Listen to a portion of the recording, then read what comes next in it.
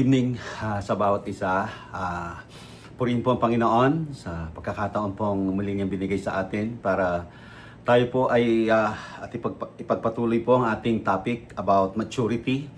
At nawa po ay may natutunan po tayo at lumalalim po yung ating pagka-alam at pagkakilala po sa turo po ng Bible. But before anything else, let us pray first. Father God, maraming salamat po sa oras pong ito, sa araw pong ito. Ito po, Panginoon, ang araw na kung saan ay sasambahin ka namin, sasalamatan ka namin, at tutunghayan namin ng iyong mga salita. Samahan niyo po kami, Holy Spirit. Bigyan niyo po kami ng wisdom, ng knowledge and understanding in order for us, Lord, to receive with power ang iyong mga salita. Ito po ang aming prayer in Jesus' name. Amen and amen. Nandito na po tayo sa lesson number 6 ng ating maturity series. Dito po ang pag-uusapan natin ay napakahalaga yung word po na repentance. Yan, repentance po. Of course, kung walang repentance, wala po tayong kaligtasan, wala po tayong restoration, wala tayong renewal, di po ba? Kaya thank you kay God dahil ito po yung unang message ni Jesus nung siya po ay dumating dito sa lupa at maging si John the Baptist nung piniprepare niya po yung pagdating ni Jesus, ito po yung kanilang message. Muna, pag merong repentance, makikita po natin may bunga po ito. God is looking for good fruits na tinatawag. Alam naman po natin yung Galatians chapter 5 verse 19 hanggang 21. Ang sabi po, babasahin ko po at sumabay na lamang po kayo sa akin. Ang sabi niya, hindi maikakaila ang mga gawa ng laman, pakikiyapid, kahalayan at kalaswaan. Pagsamba sa Diyos-Diyosan, pangkukulam, pagkapuot, pag-aaway-away, pagseselos, pagkakagalit at kasakiman, pagkakampi-kampi at pagkabahagi. Pagkainggit, pagpatay, paglalasing, walang habas na pagsasaya at iba pang katulad nito, muli ko kayong binabalaan. Ang gumagawa ng mga ito ay hindi magkakaroon ng bahagi sa kaharian ng Diyos. Pero ito po yung maganda, kabaliktaran po nitong dalawang talata ay sa dalawang talata rin po ang gustong makita sa atin ng Panginoon na bunga ng Espiritu. Subalit ang bunga ng Espiritu ay pag-ibig, kagalakan, kapayapaan, pagtiyatsaga, kabaitan, kabutihan, katapatan, kahinahunan at pagpipigil sa sarili. Walang batas laban sa mga ganito. Amen. Doon pa lamang po, makita na po natin yung difference ng mga taong hindi nagsisi at yung mga taong nagsisi. Ang mga taong hindi nagsisisi, nanatili po sila doon sa mga bagay na magdadala sa kanila ng kapahamakan. Subalit yung mga taong nagsisi at nanumbalik loob sa Diyos, makita natin na ang bunga ng Espiritu Santo ay makikita sa kanila. Si Apostol Pablo po, sinulat po niya itong mga verses na to sa mga believers sa Galacia. Marahil po, ito po ay para sa mga believer na hanggang ngayon, na kung minsan believer na sila, nagkikling pa sila o hawak pa rin po sila sa sinful lifestyle. Ang John 15:2, ang sabi po ng talata, inaalis niya ang bawat sangang hindi nagbubunga at kanya namang pinuputol at nililinis ang bawat sangang nagbubunga upang magbunga pang lalong sagana. Yan po talaga. Minsan sa atin po bilang mananampalataya, alam na alam mo po yung mga matured, alam na alam mo po yung mga matibay na sa pananampalataya, meron ka na po talagang makikitang bunga dito.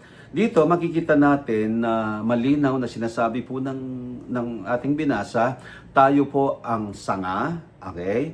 Ang sanga, ang layunin niya ay hindi para lamang maakyat mo yung puno, kung hindi yan ay para mamunga. At kung hindi po yan namumunga, ang sabi po ng ating binasa, yan po ay pinuputol at hindi na po mapapakinabangan.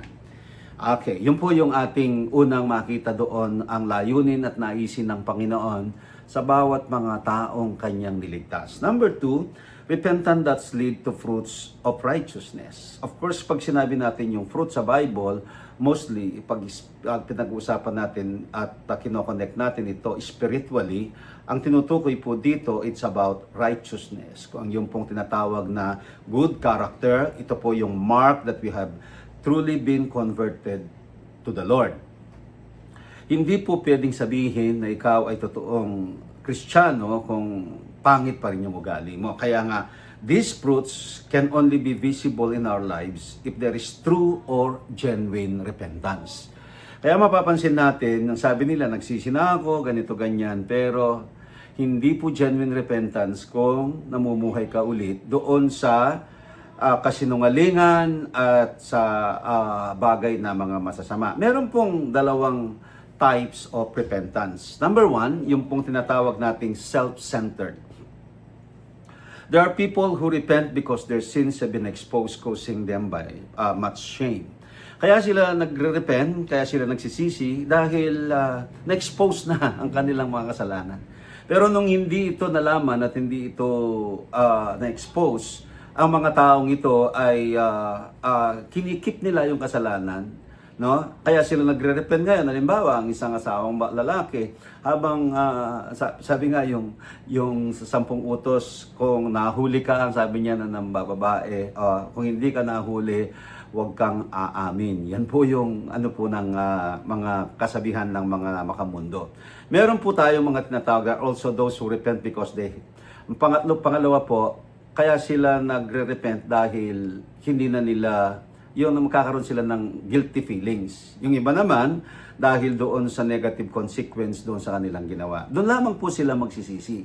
Okay? Still, others repent in order to be blessed. Yung iba naman po, nagre-repent sila para i-bless ako ng Panginoon. Yun ang kanilang katuwiran. Okay? Yung iba naman, they repent believing that they can be rewarded with good. Yan, sila ay i-reward ng Diyos dahil sa tama nilang ginawa. Ngayon, ang motive po ng repentance na to ay mostly self-centered. Yung pong self-serving sila. Kaya nila ginagawa to para sa akin, para sa akin, para sa akin. Yun po yung self-centered. Pero yung pangalawang repentance, type of repentance, yung pong God-centered. Kanina yung self-centered. Repentance comes after a realization that God is hurt by our sins. Yan po ang God-centered. Na-realize mo na nasasaktan ng Diyos kapag gumagawa ka ng kasalanan. Yan po. Against, hindi lamang sa iyo, hindi lamang kung ano, hindi po ba? Have I sinned and done what is evil in your sight? Nalulungkot ka kasi nalulungkot ang Diyos pag gumagawa ka ng kasalanan. Kapag tayo ay nagsasalita ng kasinungalingan at justify po yung alam nating hindi naman totoo. So Psalm 51 verse 4, ang sabi po ay ganito. This prayer of David this is the prayer of David when he sinned before God. Ito yung uri ng panalangin, no? Nung si David ay nagkasala sa harapan ng Diyos. Hindi niya sinabing nagkasala siya sa harapan ng tao, kung kanino pa man. Kapag nagkasala ka. Kapag ka nagkamali ka. Pero ang pinakaunang nagkasala natin ay sa harapan ng Diyos. Kaya kahingi ng tawad, hindi para sa sarili mo, kung hindi para sabi mo sa Panginoon, Lord, hindi ko po ito gusto, ayaw po kitang saktan. He repented because he knew, alam niya na nasaktan niya ang Diyos. At gusto ni David, alam naman po natin na gusto niyang bigyan kaluguran ng Panginoon sa kanyang buhay. Kaya ito ang tinatawag na God-centered repentance. Ulitin ko po, yung una, self-centered, yung iniisip lang, yung baka kung di ako magsisi, mamatay ako, okay, ganito, ganyan, okay, parusahan ako. Okay, mas tama po yung pangalawa. Yung pangatlo po, natawag po nating, dito po tayo sa pangatlo, yung false repentance. False repentance is it is not only a feeling remorse, yung parang nakukonsensya ka, or being sorry, dahil doon sa kamali ang ginawa mo. Maraming mga tao, katulad ni Esau sa Hebrews chapter 12 verse 17 at ni Judas, di ba? Nagsisi sila sa kanilang nagawang kasalanan, but their actions have not changed at all. Nagsisi sila, kunwari, pero hindi naman nila pinalitan yung kanilang actions. Ang pagsisisi kasi, pag nagsisi ka, automatically, kung totoo yun, okay, makikita po yung pagbabago. Because that all people understand true repentance. Ito lang po ang totoo. Many repeat the same sin they want to rid themselves of. Gusto lang nilang, pakita nagsisi sila, pero totoo, para lamang po makaligtas doon sa kanilang ginawang kasalanan. Misunderstanding of repentance is also the reason why we are not able to continue following the Lord. Alam na alam mo po yung mga taong totoong nagsisi, nakakapagbalik loob sila sa Panginoon. Hindi na po sila natatakot na sumunod sa Diyos. Yun po yung mga totoong nagsisi. Pangapat po, yung tinatawag po nating repentance is a process. Yan. Bagaman pag nagsisi ka, automatically, ikaw po ay patatawarin ng Diyos. Pero yung tutukoy na process dito, na para maintindihan natin ang totoong repentance ay merong tatlong terms, lalo na po sa New Testament. Ito pong ating ipapakita sa inyo. Number 1, yung tinatawag na revelation. Yung revelation, okay, sa Greek word, yung apocalypsis. Ayan, apocalypsis. This term means to remove the covering or to open, expose, tanggalin na yung pagkukunwari. Kolopsis, ang ibig sabihin nito, covering, yun naman pong aposis or upsis, o yung apo, ibig sabihin, remove. Yan. Amen. Yung ibig sabihin po dito, wala ka nang itatago.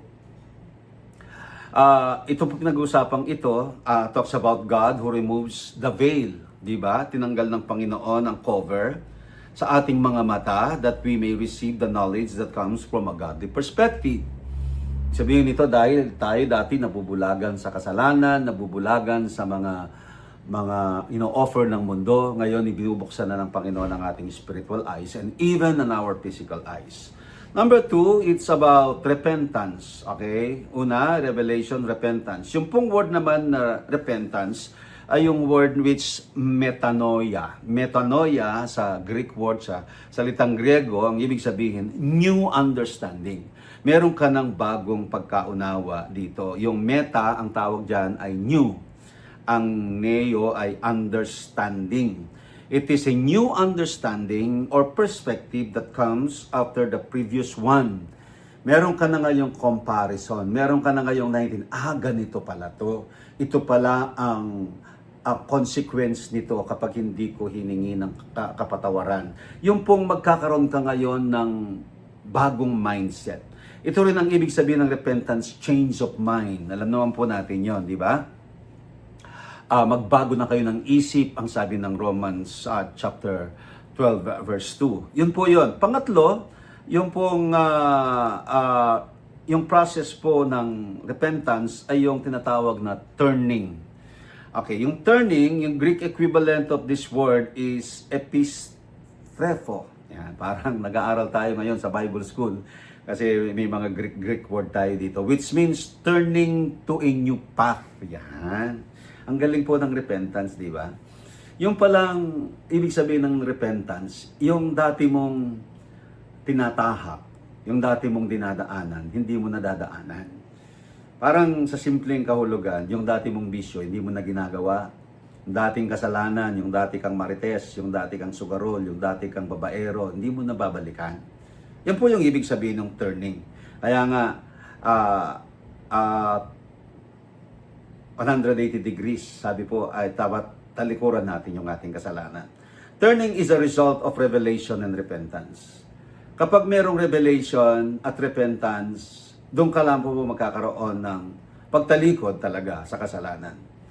Sa mga gawa, Acts chapter 3 verse 19, kaya nga ang sabi po ng talata, magsisi kayo at magbalik loob sa Diyos upang patawarin ang inyong mga kasalanan. Napaka-importante po noon. Magsisi, mag-repent kayo, sabi niya. At hindi niya po sinabing magbalik loob kayo sa Panginoon. Hindi po niya kagad sinabing. Una, magsisi ka muna. Kasi hindi ka makakapagbalik loob sa Diyos kung hindi mo inamin, kung hindi ka nagsisi sa lahat po ng ginawa mo. At dahil doon, patatawarin ka ng Panginoon. Dito, ma-include natin yung all these three in our repentance before God. Kailangan nito magkasama-sama at kailangan nito ay magkakasunod-sunod. kailangan nating tanggapin ang view ng Diyos sa understanding ng ating sinful state, no, that we may be able to return and walk in His ways. Maga, tatalikuran mo na talaga at hindi mo na babalikan. At alam natin yung mga taong yaon, kapag ka totoong ginawa nila to, masasabi natin sila ay tumitibay, sila ay nagmamature, sila ay nagiging rooted sa kanilang pananampalataya. God will remove the covering in our minds by giving us information that comes from godly perspective. Yun po yung pag sinabi nating revelation, godly perspective, that we may receive minded Christ, that is repentance, and that will enable us to turn away from our sins. Oh, hallelujah. Amen. Ito pong process na to of true repentance, yun po yung talaga magdadala sa atin ng totoong pagbabago. Kaya napakahalaga po ng ating mga pag-aaral na to ng simbahay.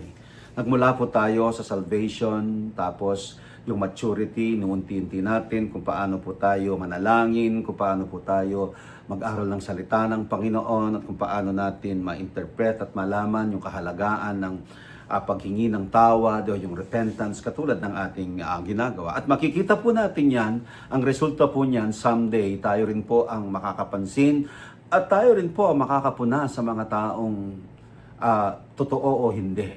Kaya kapag ka ang isang tao magaling magsalita pero yung ugali niya the same pa rin, huwag tayong maniwala na totoo siyang nagsisi. Kasi kailangan makita talaga merong revelation, merong tinatawag na godly perspective, ng kanyang tinitingnan na yung tinitingnan ng Diyos. Ng kanyang kaisipan, okay, doon sa repentance, ay yung kaisipan ni Kristo. Ng kanyang ginagawa ay totoong tumalikod na sa kasalanan at makamundong bagay. Ito po, both we and God have a role in repentance. Hindi pwedeng ang Diyos lang. Kaya nga command, di ba? Repent. Ibig sabihin pag sinabing repent, hindi yun sa Diyos, sa iyo yun. Ngayon, kapag ka nag-repent ka, totoo yung repentance mo, okay, so sasagot ang Panginoon. Anong gagawin ng Diyos? Okay, yan, totoo niyan. Pag totoo yung repentance mo, babaguhin ka ng Panginoon. God's part is to reveal His mind and will. Yan ang gusto ng Panginoon. Gusto niyang ipakita sa atin kung ano ba ang layunin at plano ng Panginoon sa atin. Ito po'y palagi kong nararamdaman at nararanasan sa panahong ito, no? Na marami pa rin po kasi mga Kristiyano na hindi po nakukuha yung kalooban ng Panginoon. Hindi po, wala po silang revelation mula sa Diyos. Kasi po, hindi po totoo yung kanilang pagsisisi. Para bang ang bait-bait nila kahapon, tapos bukas, betopak. Di ba? Parang hindi sila consistent, kumbaga. Kaya maging maingat tayo, huwag tayong masyadong magpapadala sa mga magagaling magsalita, pero wala naman po sa gawa. Kasi dito, makikita natin, meron tayong part. Yung part natin, una, mag-repent. After po mag-repent, okay, patatawarin tayo ng Panginoon, susugo sa atin ng Espiritu Santo, dapat mag-yield tayo sa Holy Spirit. At ang Holy Spirit, siya pong magbabago sa atin. Kaya kanina, di ba, ano ba bunga ng Espiritu Santo? Yun po yung ating binasa kanina, yung love, joy, peace, patience, kindness, goodness, faithfulness, self-control. Di ba? Yung siyempong yaon, makikita po sa atin. At yun po yung part natin. Hindi naman po tumamagican ni Lord. Okay? Kapag nag-yield po tayo sa Holy Spirit, kapag nagpasakop po tayo sa Kanya, yan po ay magmamanifest. Makikita po sa buhay natin. Okay? Our part is to accept and live out this new mindset. Mindset po talaga. Talagang dapat bakbakin po yung mga maling mindset natin. Okay? Hindi po totoo yung mga inaakala ng iba kapag nangumpisal sila, malaya na sila makagawa ulit ng kasalanan. Hindi po. Okay, dito po ako magtatapos. Ano? May mga tanong lamang po ako dito. Have you experienced a real God-centered repentance? Yan. Naranasan na po ba natin yung totoong, yung God-centered, hindi self-centered repentance? Yung bang kaya ka nagsisisi kasi alam mo nasaktan mo si Lord? Ako po, umamin ako. Marami po akong pagsisising ganon. Kasi every time na magkasala ka, hindi lang ikaw ang unang nasasaktan, ang Diyos. At syempre, dahil nagkasala ka, may konsekwensya. Hindi po pangit yung natawag nating self-centered. Kasi dapat din namang isipin ng ating kapakanan, di ba? Alam naman natin na kapag hindi tayo pinatawad, meron pong mangyayaring hindi maganda sa atin. Pero bago po yun, magsisi tayo para maibsan yung galit ng Diyos. No? Instead na ipatong sa atin yon kung nagsisi ka, okay, hindi na po niya ibubuhos yung full punishment po na sa atin. Kasi nagsisi ka na di ba? Kaya protection din po sa atin. Pangalawa, is there a real repentance without God doing His part in the process? Meron nga ba talagang totoong pagsisisi kung wala naman po yung bahagi ng Diyos sa prosesong ito? Wala rin po. Kaya nga, tama po yung pag nagkamali ka, nagkasala ka sa asawa mo, nagkasala ka sa nanay mo, pwede kang humingi ng tawad. Di ba? Tama po yun at inuutos po yun ng Bible. Pero hindi ka lang nagkasala sa kanila. Hindi ka lang nagkasala sa mga tao, nagkasala ka sa Diyos. At yung proseso ng Panginoon ng pagpapatawad, yun po yung pinaka-importante. Bakit po? Okay? Bakit po importante ito? At the end of the day, ang piniplease pa rin po natin, hindi po yung mga tao. Pinatawad ka nga ng asawa mo, pero hindi ka pa pinatatawad ng Diyos dahil hindi ka humingi ng tawad sa Kanya. Wala rin po yun. Amen. Kaya dapat po maintindihan po natin ito. Ang ibig ko pong sabihin dito, huwag po nating baliwalain yung word na repentance. Word na repentance ay napaka-importante sa bawat mananampalataya. At kapag ka naintindihan at na-apply na po natin ito, yan na po nagsisimulang, nag-iiba na siya. Totoo na siyang Kristiyano. Amen? Tayo po'y mag-pray. Father God, salamat po Panginoon muli sa araw pong ito. Salamat po Diyos sa katotohanan ng iyong mga salita. Salamat sa guidance po ninyo Holy Spirit. Salamat po Lord na hindi niyo po nilayon na kami manatiling sanggol o infant. Kung hindi ninais ninyong mag-grow po kami sa aming pananampalataya. At kasama po dito yung pag-grow, yung paghingi po ng tawad at pagsisisi sa mga nagawa naming kamalian sa inyo before. Pangalawa po sa mga taong na nasaktan namin. Thank you God. We bless you Lord. We honor you. In Jesus' name.